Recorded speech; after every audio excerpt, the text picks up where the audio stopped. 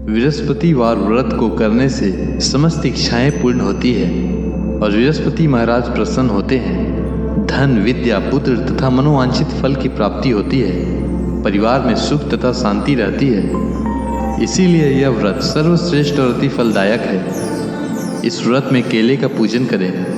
कथा और पूजन के समय मन, कर्म और वचन से शुद्ध होकर मनोकामना पूर्ति के लिए बृहस्पति देव से प्रार्थना करनी चाहिए। दिन में एक समय ही भोजन करें। भोजन चने की दाल आदि का करें। नमक न खाएं। पीले वस्त्र पहनें। पीले फलों का प्रयोग करें। पीले चंदन से पूजन करें। पूजन के बाद भगवान बृहस्पति की कथा सुननी चाहिए। बृहस्पतिवार व्रत कथा प्राचीन समय की बात है। एक नगर में एक बड़ा व्यापारी रहता था। वह जहाज़ों में माल लादकर दूसरे देशों में भेजा करता था। वह जिस प्रकार अधिक धन कमाता था, उसी प्रकार जी खोलकर दान भी करता था। परंतु उसकी पत्नी अत्यंत कंजूस थी। वह किसी को एक दमड़ी भी नहीं देने देती थी। एक बार सेठ जब दूसरे देश में व्यापार करने गया तो पीछे से बृहस्पति देव ने साधु वेश में उसकी पत्नी से भिक्षा मांगी। व्यापारी की पत्नी बृहस्पति देव से बोली, हे साधु महाराज, मैं इस दान और पुण्य से तंग आ गई हूँ। आप कोई ऐसा उपाय बताएं जिससे मेरा सारा धन नष्ट हो जाए और मैं आराम से रह सकूं।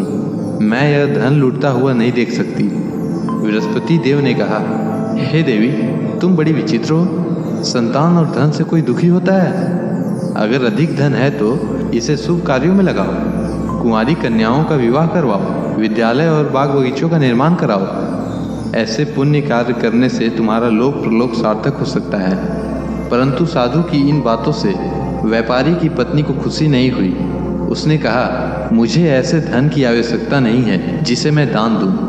तब बृहस्पति देव बोले, यदि तुम्हारी ऐसी इच्छा है तो तुम एक उपाय करना। 7 बृहस्पतिवार घर को गोबर से लिपना, अपने केसों को पीली मिट्टी से धोना, केसों को धोते समय स्नान करना, व्यापारी से हजामत बनाने को कहना, भोजन में मांस मदिरा खाना, कपड़े अपने घर धोना। ऐसा करने से तुम्हारा सारा धन नष्ट हो जाएगा। इतना कहकर बृहस्पति देव अंतर ध्यान हो गए। व्यापारी की पत्नी ने बृहस्पति देव के कहे अनुसार 7 बृहस्पतिवार वैसा ही करने का निश्चय किया। केवल 3 बृहस्पतिवार बीते थे कि उसकी समस्त धन संपत्ति नष्ट हो गई और वह परलोक सिधार गई। जब व्यापारी वापस आया तो उसने देखा कि उसका सब कुछ नष्ट हो चुका है। उस व्यापारी ने अपनी पुत्री को संतावना दी और दूसरे नगर में जाकर बस गया। वहाँ वह जंगल से लकड़ी काटकर लाता और शहर में बेचता। इस तरह वह अपना जीवन व्यतीत करने लगा। एक दिन उसकी पुत्री ने दही खाने की इच्छा प्रकट की, लेकिन व्यापारी के पास दही खरीदने के पैसे नहीं थे। वह अपनी पुत्री को आश्वासन देकर जंगल में लकड़ी काटने चला गया।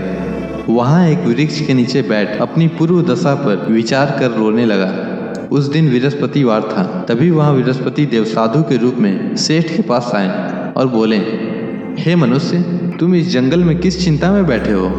तब व्यापारी बोला, हे महाराज, आप सब कुछ जानते हैं। इतना कहकर व्यापारी अपनी कहानी सुनाकर रो पड़ा। बृहस्पति देव बोले, देखो बेटा, तुम्हारी पत्नी ने बृहस्पति देव का अपमान किया था, इसी कारण तुम्हारा यह हाल हुआ है। लेकिन अब तुम किसी प्रकार की चिंता मत करो। तुम गुरुवार के दिन बृहस्पति देव का पाठ करो। 2 पैसे के चने और गुड़ को लेकर जल के लोटे में शक्कर डालकर वह अमृत और प्रसाद अपने परिवार के सदस्यों और कथा सुनने वालों में बांट दो। स्वयं भी प्रसाद और चना अमृत लो। भगवान तुम्हारा अवश्य कल्याण करेंगे। साधु की बात सुनकर व्यापारी बोला, महाराज, मुझे तो इतना भी नहीं बचता कि मैं अपनी पुत्री को दही लाकर दे सकूं। इस पर साधु जी बोले, तुम लकड़ियां शहर में बेचने जाना। तुम्हें लकड़ियों के दाम पहले से चौगुना मिलेंगे, जिससे तुम्हारे सारे कार्य सिद्ध हो जाएंगे। उसने लकड़ियां काटी और शहर में बेचने के लिए चल पड़ा।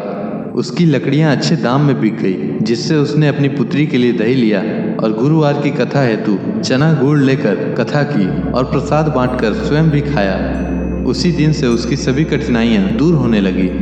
परंतु अगले बृहस्पतिवार को वह कथा करना भूल गया। अगले दिन वहाँ के राजा ने एक बड़े यज्ञ का आयोजन कर पूरे नगर के लोगों के लिए भोज का आयोजन किया। राजा की आज्ञा अनुसार पूरा नगर राजा के महल में भोज करने गया, लेकिन व्यापारी व उसकी पुत्री तनिक विलंब से पहुँचे। अतः उन दोनों को राजा ने अपने महल में ले जाकर भोजन करवाया। जब वे दोनों लौट कर आए तब रानी ने देखा कि उसका खूंटी पर टंगा हार गायब है। रानी को व्यापारी और उसकी पुत्री पर संदेह हुआ कि उसका हार उन दोनों ने ही चुराया है। राजा की आज्ञा से उन दोनों को कारागार में डाल दिया गया। कैद में पड़कर दोनों अत्यंत दुखी हुए। वहां उन्होंने बृहस्पति देवता का स्मरण किया। बृहस्पति देव ने प्रकट होकर व्यापारी को उसकी भूल का आभास कराया और उन्हें सलाह दी कि गुरुवार के दिन कैद खाने के दरवाजे पर तुम्हें 2 पैसे मिलेंगे, उससे तुम चने और मुनक्का मंगवाकर विधि पूर्वक बृहस्पति देवता का पूजन करना, तुम्हारे सब दुख दूर हो जाएंगे। बृहस्पतिवार को कैद खाने के द्वार पर उन्हें 2 पैसे मिले। बाहर सड़क पर एक स्त्री जा रही थी। व्यापारी ने उसे बुलाकर गुड़ और चने लाने को कहा। इस पर वह स्त्री बोली, मैं अपनी बहू के लिए गहने लेने जा रही हूँ, मेरे पास समय नहीं है। इतना कहकर वह चली गई। थोड़ी देर बाद वहाँ से एक और स्त्री निकली। व्यापारी ने उसे बुलाकर कहा कि हे बहन, मुझे बृहस्पतिवार की कथा करनी है, तुम मुझे 2 पैसे का गुड़ चना ला दो। बृहस्पति देव का नाम सुनकर वह स्त्री बोली, भाई मैं तुम्हें अभी गुड़ चना लाकर देती हूँ। मेरा इकलौता पुत्र मर गया है, मैं उसके लिए कफन लेने जा रही थी, लेकिन मैं पहले तुम्हारा काम करूँगी, उसके बाद अपने पुत्र के लिए कफन लाऊंगी। वह स्त्री बाजार से व्यापारी के लिए गुड़ चना ले आई और स्वयं भी बृहस्पति देव की कथा सुनी। कथा के समाप्त होने पर वह स्त्री कफन लेकर अपने घर गई। घर पर लोग उसके पुत्र की लाश को राम नाम सत्य है कहते हुए शमशान ले जाने की तैयारी कर रहे थे। स्त्री बोली, मुझे अपने लड़के का मुख देख लेने दो। अपने पुत्र का मुख देखकर उस स्त्री ने उसके मुख में प्रसाद और चना अमृत डाला। प्रसाद और चनामृत के प्रभाव से वह पुनः जीवित हो गया। पहली स्त्री जिसने बृहस्पति देव का निरादर किया था, वह जब अपने पुत्र के विवाह हेतु पुत्र वधू के लिए गहने लेकर लौटी और जैसे ही उसका पुत्र घोड़ी पर बैठकर निकला, वैसे ही घोड़ी ने ऐसी उछाल मारी कि वह घोड़ी से गिरकर मर गया। यह देख स्त्री रो रो कर बृहस्पति देव से क्षमा याचना करने लगी।